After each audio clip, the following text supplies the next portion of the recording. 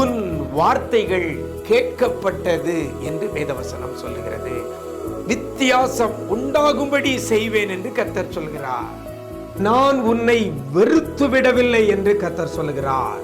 இன்றைக்கு கர்த்தர் நமக்கு தருகிற ஒரு வார்த்தை வார்த்தை வார்த்தை அக்கறைக்கு போவோம், வாருங்கள் வாருங்கள்.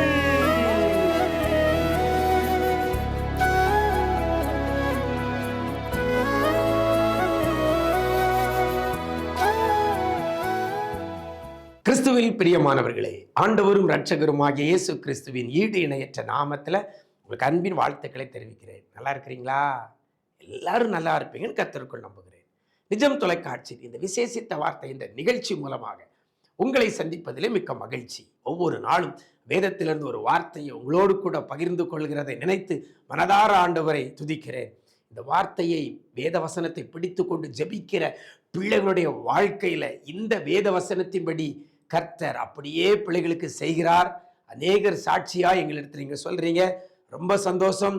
தொடர்ந்து ஆண்டவருடைய வார்த்தைக்குள்ள நிலைத்திருங்கள். கர்த்தர் பெரிய காரியங்களை செய்வார். இன்றைக்கும் கூட மார்க்கு எழுதின சுவிசேஷம் 4ஆம் அதிகாரம் 35ஆம் வசனம் சொல்லுகிறது, அக்கறைக்கு போவோம் வாருங்கள் என்றார் என்று வேதவசனம் சொல்லுகிறது. நம்முடைய ஆண்டவராக இயேசு கிறிஸ்து அன்றைக்கு சீசர்களை பார்த்து சொல்லுகிறார், அக்கறைக்கு போவோம் வாருங்கள் என்று அழைக்கிறதை பார்க்கிறோம். எனக்கு அருமையான தேவஜனமே, இக்கரையில இருக்கிற சீசர்களை அக்கறைக்கு கொண்டு போக கர்த்தர் அழைக்கிறார். அக்கறைக்கு கொண்டு போக கர்த்தர் அழைக்கிறார். எனக்கு அருமையான தேவஜனமே, நீங்க இருக்கிற இந்த நிலையில இருந்து அக்கறைக்கு கர்த்தர் உங்களை அழைக்கிறார். இருக்கிற நிலைமையிலிருந்து உயர்வான ஒரு நிலைமையான இடத்துக்கு செல்ல உங்களை அழைக்கிறார்.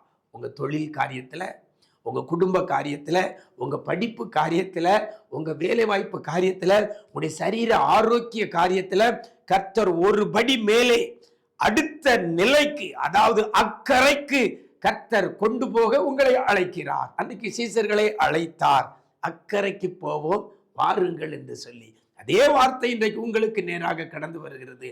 பிரியமானவர்களே, ஆண்டவருடைய வார்த்தை ஒன்று வறுமையானால் அது நிச்சயமாய் நிறைவேறும். அன்றைக்கு சீசர்களை பார்த்து சொல்லிட்டார், அக்கறைக்கு போவோம் வாருங்கள். அப்படி சொன்ன ஆண்டவர் நிச்சயமாகவே அக்கறைக்கு கொண்டு போய் சேர்ப்பார். ஏன்னா வேதவசனம் வெறுமனே திரும்பாது. என் ஆண்டவருடைய வாயிலிருந்து வருகிற வார்த்தை அது நிறைவேறும். ஆனால் இடையில பல பிரச்சனை வரலாம், போராட்டம் வரலாம், பல உபத்திரவம் வரலாம். ஆனால் சொன்ன வார்த்தையின்படி நிச்சயமாய் அக்கறைக்கு கொண்டு போய் கர்த்தர் சேர்ப்பார். சீசர்கள் அந்த படகுல பிரயாணம் பண்ணிட்டு இருக்கிறாங்க. நமக்கு எல்லாருக்கும் தெரியும், இடையில போகும்பொழுது என்ன வந்தது? பலத்த சுழல் காற்று உண்டாகி படகு நிரம்பத்தக்கதாக அலைகள் அதன் மேல் மோதிற்று. போறது எங்க? அக்கறைக்கு. படகுல போறாங்க. ஆனா இடையில அலை படகுவின் மேல் மோதுகிறது. படகுகள் நிரம்பத்தக்கதாக காரியம் நடக்கிறது நம்ம பார்க்கிறோம். இது நடந்தா அக்கறைக்கு போய் சேர முடியாது.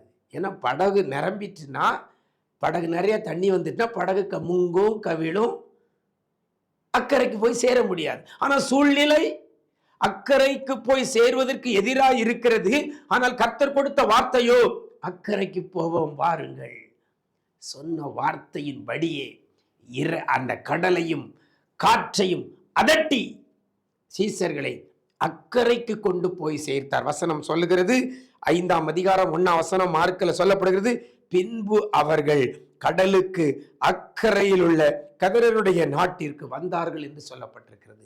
அப்ப என் ஆண்டவர் சொல்வாரையானால் நிச்சயமாக கொண்டு போய் சேர்ப்பார். அக்கறைக்கு இன்றைக்கு உங்களை அழைக்கிறார். இருக்கிற இந்த வியாதியில இருந்து ஆரோக்கியம் என்கிற அக்கறைக்கு அழைக்கிறார். இருக்கிறது பொருளாதார கஷ்டத்திலிருந்து அக்கறைக்கு கொண்டு போக உங்களை அழைக்கிறார். நிம்மதியை இழந்து கவலையும் கண்ணீரும் வாழ்க்கையில பெருகி இருக்கிற தேவ பிள்ளையே, இரவெல்லாம் கண்ணீர் வெடித்து ஏன் இந்த வாழ்வை என்று சொல்லி நீ சோர்ந்து போய் இந்த வார்த்தையை கேட்டுக் கொண்டிருக்கலாம். இருக்கிற இந்த நிலையில இருந்து அக்கறைக்கு, ஒரு சந்தோஷம் சமாதானம் நிறைந்த அக்கறைக்கு கர்த்தர் உங்களை அழைக்கிறார். நீங்க ஆண்டவருக்கு செவி கொடுத்து ஆண்டவருடைய வார்த்தையின் மேலே நம்பிக்கையோடு கூட இருப்பீர்களானால் நிச்சயமாகவே உங்களை அக்கறைக்கு கொண்டு போய் கர்த்தர் சேர்ப்பார். நாம் ஜெபிக்கலாமா? எங்களை நேசிக்கிற நல்ல தகப்பனே, ஆசீர்வதிக்கப்பட்ட நல்ல நாளிலே கூட அக்கறைக்கு போவோம் வாருங்கள் என்று சொல்லி அழைக்கிற உம்முடைய சமூகத்தில் நாங்கள் நிற்கிறோம் ஆண்டவரே. நெருக்கடி, உபத்திரவம், பாடு, வேதனை, கவலை, கண்ணீர், இப்படிப்பட்ட சூழ்நிலையில சோர்ந்து போயிருக்கிற பிள்ளைகளை, வாழ்வே வெறுத்து போயிருக்கிற பிள்ளைகளை, யாரெல்லாம் இன்னைக்கு ஆண்டவரே உம்மை படகிலே கொண்டு போக பிள்ளைகள் ஆயத்தமாகிறார்களோ, உம்மை சுமக்க ஆயத்தமாகிறார்களோ, அப்படிப்பட்ட பிள்ளைகளை அக்கறைக்கு கொண்டு போய் சேர்ப்பீராக. இருக்கிற பாடு, வேதனை, உபத்திரவத்திலிருந்து ஒரு செழிப்பான இடத்திற்கு பிள்ளைகளை நீங்க கொண்டு வரும்படியாய் ஜெபிக்கிறோம் ஆண்டவரே. பிள்ளைகள் கையின் பிரயாசம், பிள்ளைகளுடைய தொழில், எல்லாவற்றிலையும் அக்கறைக்கு பிள்ளைகளை கொண்டு போங்கப்பா. பிள்ளைகள் மூழ்கி போக கூடாது, பிள்ளைகள் அமிழ்ந்து போக கூடாது ஆண்டவரே. இந்த வியாதியில் அமிழ்ந்து போக கூடாது, இந்த கடன் பாரத்தில் பிள்ளைகள் அமிழ்ந்து போக கூடாது, இந்த உபத்திரவத்தில் பிள்ளைகள் அமிழ்ந்து போக கூடாது ஆண்டவரே. பிள்ளைகளை அக்கறைக்கு கொண்டு போய் என் ஆண்டவர் சேர்ப்பீராக. நீங்க செய்ய போறதற்காக நன்றி செலுத்துகிறோம். இந்த நாள் முழுவதும் உடைய பிரசன்னத்தில் மூடிக்கொள்ளுங்க. கிருபைகள் பெருகட்டும்.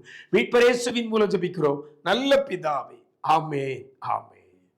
பிரியமானவர்களே, நீங்க இந்த வியாதியில மூழ்கி போக மாட்டீங்க, இந்த கடன் பாரத்துல மூழ்கி போக மாட்டீங்க, இந்த உபத்திரவத்துல மூழ்கி போக மாட்டீங்க. கர்த்தர் உங்களை அக்கறைக்கு கொண்டு போய் சேர்ப்பார். God bless you.